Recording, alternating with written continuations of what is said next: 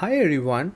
So today we'll be going to discuss about APIs, which stands for Application Programming Interfaces.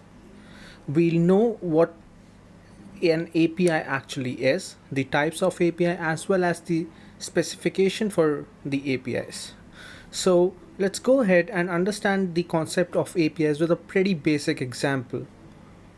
So imagine that you are really famished and you think about having a burger from McDonald's. So you just go to the counter and then you give your order with some money, and in return you'll get your burger, right?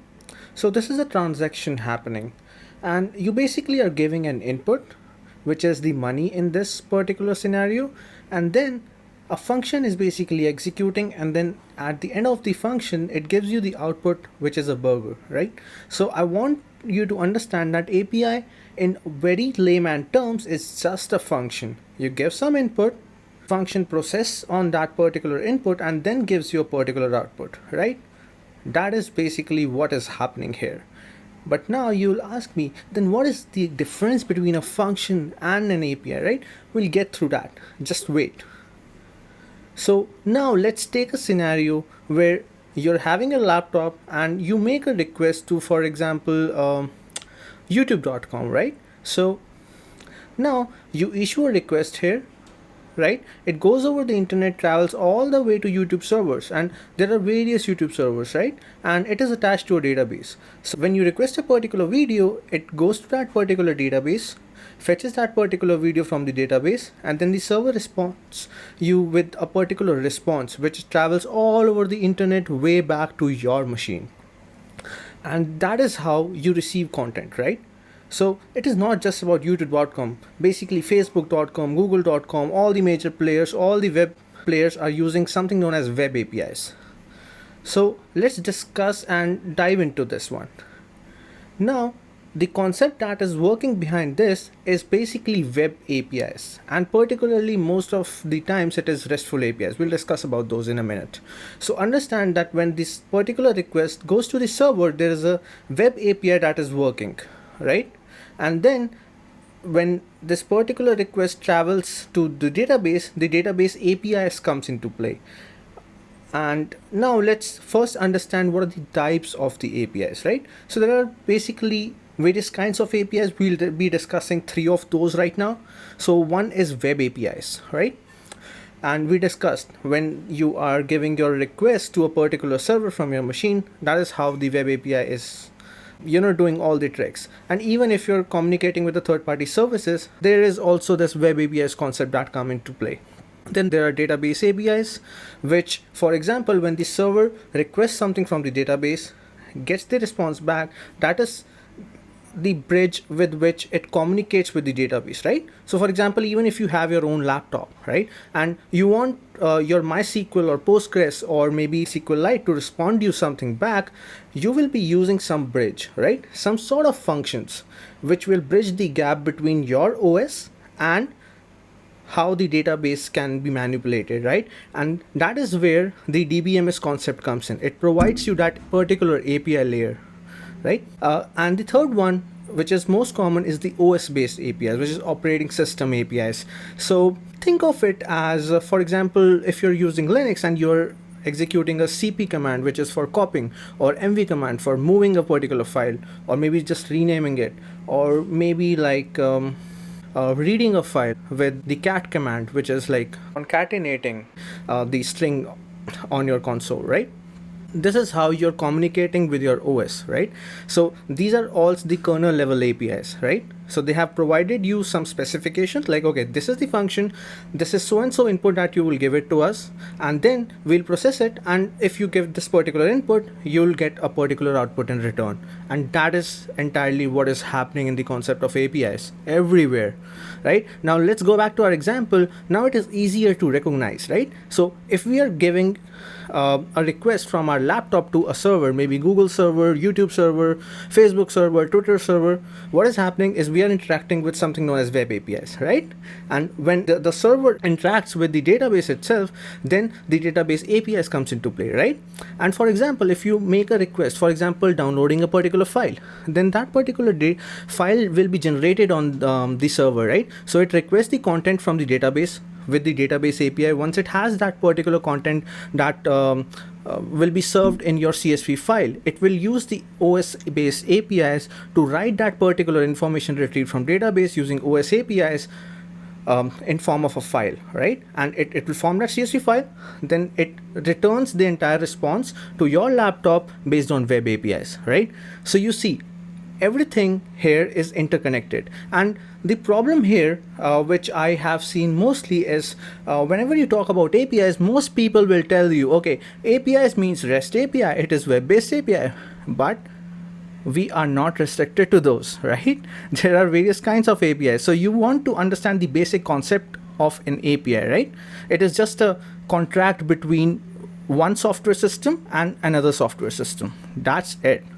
So we'll discuss about API specification and protocols. So API works based on remote procedure calls, right? So you have a software system here and you have another software system here, right? Now what will happen is this software system wants to communicate with the other and basically calling a function on the remote machine, right? So for example, your computer wants to execute a function to get your information from Facebook server, right? So you want to remotely execute that procedure for fetching in the information, right? So there are two type of protocols you can have here, right? So one is simple object access protocol, which is also famously known as SOAP based APIs, and the other one is REST APIs or RESTful APIs, right? REST stands for representational state transfer. Now there is a bit of difference between the two. The SOAP-based API is basically a protocol which was very famous earlier on, and most of the legacy systems still uses it. But the REST API has gained popularity recently, and in most of the APIs, you'll always see that it operates on REST APIs. It has 6 architectural style patterns documented. We'll talk about those in a separate lecture, but for now, just understand that these are most popular ways that your web APIs can work on, right? So now, the basic difference is also that SOAP-based APIs are mostly work on XML and RESTful APIs mostly works on JSON. It is not necessary, but most of the time it does work on that particular format. Now, let's discuss another example and make it crystal clear what is an API and how they actually work. So let's assume you want to book flight, right? You'll open Google Flights on your laptop, you'll issue a request using the RESTful APIs to the Google Flight server, right? And then Google Flight will say, okay, let me search the flights for you. It will go back to Indigo server, it will go to Air India server, it will go to American Airlines server, it will fetch you back all the flights that it can find, and then it gives back the response to you, right?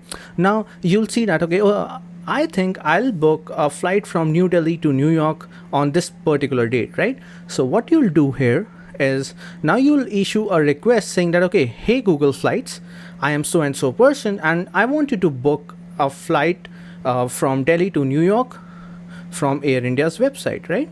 Now what will happen? It isn't directing you to Air India's website where you'll fill in the information again, or Air India's website, and then you'll get back your ticket. You just pay to Google Flights and everything happens behind the scenes. So what essentially is happening is the Google Flights server is contacting the Air India server with the help of RESTful APIs, right? Or web-based APIs. And then the Air India server in turn connects with a lot of payment providers, say Stripe or Paytm or PayPal or million of others one, right?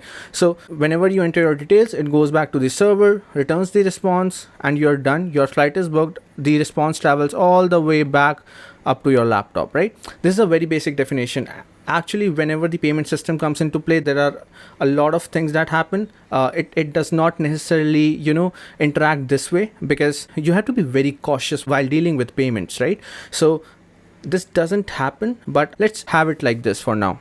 So one more concept that comes into play is the concept of the secret keys or the API tokens, right? So for example, there are million of websites where you can go and book your flights, right? There are Google Flights, there is GoIbibo, there is Make My Trip, right? So you can go to any one of those and you'll still be able to book that Air India flight that you want. Now, how does Air India know where the traffic is coming from?